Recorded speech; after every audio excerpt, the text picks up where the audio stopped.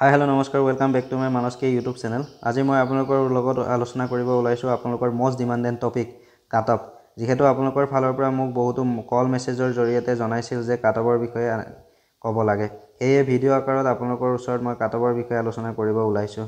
যদি মোৰ চেনেলটো আপুনি এতিয়ালৈকে ছাবস্ক্ৰাইব কৰা নাই প্লিজ ছাবস্ক্ৰাইব কৰি দিব, আৰু আপুনি যদি নতুনকৈ আহিছে তেনেহ'লে প্লিজ ছাবস্ক্ৰাইব কৰি দিব আৰু কাষত থকা বেল আইকনটো বজাই দিব যাতে এনেধৰণৰ ইনফৰ্মেটিভ ভিডিঅ'সমূহ আপোনালোকৰ তাত অতি সোনকালে গৈ পায়।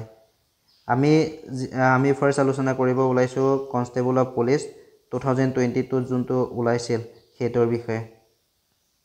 আৰু এই বিষয়ে আলোচনা কৰাৰ আগতে আপোনাৰ কোনটো কেটেগৰীত কিমান পোষ্ট আছিল সেই বিষয়ে জানি লওঁ আহক।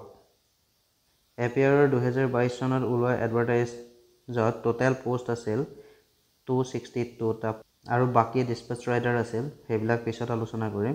সদ্যহতে আমি এপিয়াৰৰ বিষয়ে আলোচনা কৰোঁ যোনটো এতিয়া আমি আলোচনা কৰিম মানে কোনটো কেটেগৰীত কিমান পোষ্ট আছিল। আপোনাৰ যোনটো এপিয়াৰৰ গ্ৰেড পে 6200, অৰ্থাৎ বাকী ABUBতকৈ 600 ৰুপিজ বেছি আছে।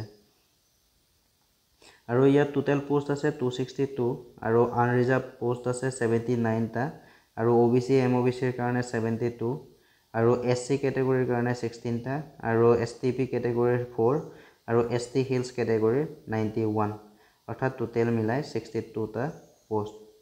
আৰু 30% ওমেনৰ কাৰণে ৰিজাৰ্ভ থাকিব, মানে এইডছ কেটেগৰী, মানে আপোনাৰ আনৰিজাৰ্ভতো 30% ছোৱালীৰ কাৰণে ৰিজাৰ্ভ থাকিব, আৰু OBC MOBCৰো 30% ৰিজাৰ্ভ থাকিব, SCৰো তেনেকৈ চব কেটেগৰী বেলেগ 30%কৈ ৰিজাৰ্ভ থাকিব ছোৱালীৰ বাবে। সেইফালৰ পৰা ছোৱালীৰ কাৰণে গুড চাইন। আমি CWT 2025ৰ যোনটো SLPRBৰ ফালৰ পৰা কাট অফ মাৰ্ক উলিয়াইছিল সেইটো বেছ কৰি এক্সপেক্টেড কাট অফ ফাইনেলত কিমান যাব পাৰে সেইটোৰ ওপৰত আমি আলোচনা কৰিম। যিহেতু 2022ৰ মানে এপিয়াৰৰ কাট অফ কিমান যাব পাৰে এক্সপেক্টেড সেইটো বিষয়ে আলোচনা কৰিম।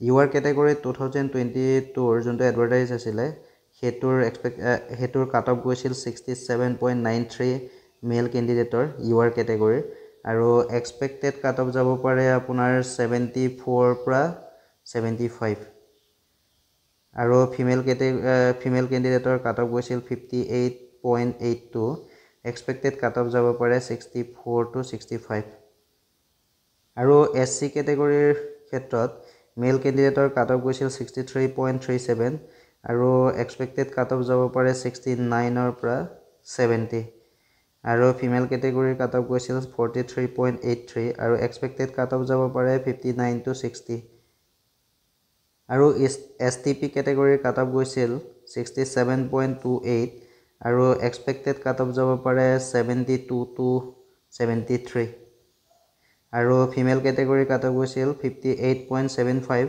আৰু এক্সপেক্টেড কাট অফ যাব পাৰে 64 to 65, আৰু ST হিলছ কেটেগৰীৰ কাট অফ গৈছিল মেল কেণ্ডিডেটৰ 41.56, আৰু ফাইনেল কাট অফ যাব পাৰে 46ৰ পৰা 47, আৰু ফিমেল কেটেগৰীৰ কাট অফ গৈছিল 48.37, আৰু এক্সপেক্টেড কাট অফ যাব পাৰে 53ৰ পৰা 54, আৰু OBC MOBC কেটেগৰীৰ মেল কেণ্ডিডেটৰ কাট অফ গৈছিল 64.92, আৰু এক্সপেক্টেড কাট অফ যাব পাৰে 69ৰ পৰা 70, আৰু ফিমেল কেটেগৰীৰ কাট অফ গৈছিল 41.37, আৰু এক্সপেক্টেড কাট অফ যাব পাৰে 46 to 47। যিহেতু 2022ৰ পোষ্টৰ সংখ্যাও অলপ বেছি আছিল 2023ৰ তুলনাত। 2023ত পোষ্টৰ সংখ্যা আছিল আপোনাৰ 204টা, আৰু 2022ত 262টা পোষ্ট আছিল। আৰু যদি ভিডিঅ'টো ভাল লাগিছে লগৰ বন্ধু বান্ধৱীক শ্বেয়াৰ কৰি দিব। যদি আপুনি এতিয়ালৈকে মোৰ চেনেলটো ছাবস্ক্ৰাইব কৰা নাই তেনেহ'লে প্লিজ ছাবস্ক্ৰাইব কৰি দিব, আৰু কাষত থকা বেল আইকনটো বজাই দিব। এনেধৰণৰ ইনফৰ্মেটিভ ভিডিঅ'সমূহ আপোনালোকৰ তাত অতি সোনকালে গৈ পায়। ধন্যবাদ।